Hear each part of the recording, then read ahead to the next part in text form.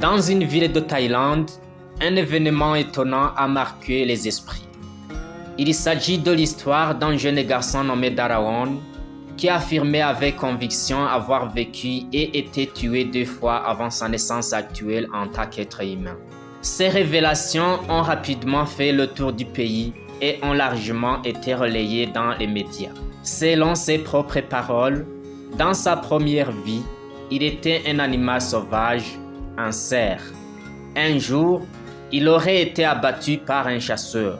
Après cette mort, il se serait réincarné cette fois-ci en cobra royal. Mais cette deuxième vie fut également de courte durée. Il aurait été tué par 2 chiens appartenant à un homme nommé Barakiu. Avant de mourir, Darawan affirme qu'en tentant de se défendre, il avait mordu Barakiu à l'épaule.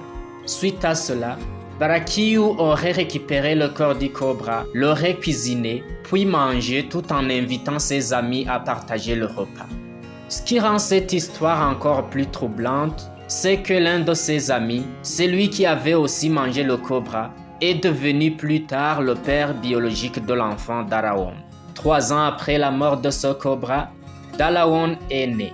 Et un jour, alors qu'il n'était encore qu'un petit enfant, il rencontra pour toute première fois Barakiu. Contre toute attente, il fut submergé par une haine soudaine. Pris d'une colère inexplicable, il alla chercher un couteau, bien décidé à l'attaquer. Sa mère, choquée par cette réaction, l'arrêta à temps et lui demanda ce qu'il avait. Darawan répondit calmement. « Maman, dans une vie antérieure, j'étais un serpent. Cet homme m'a tué, puis mangé. » Intrigué, sa mère alla confronter Barakiu. Et à sa grande surprise, Barakiu confirma toute l'histoire. Il avoua avoir effectivement tué un serpent dans des circonstances identiques à celles racontées par l'enfant. Et il montra même une cicatrice sur son épaule, là où il aurait été mordu, exactement comme l'avait décrit Darawan.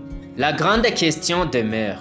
Darawan n'avait jamais rencontré Barakiu auparavant. Personne ne lui avait raconté cette histoire. Alors, comment a-t-il pu connaître tous ces détails avec une telle précision?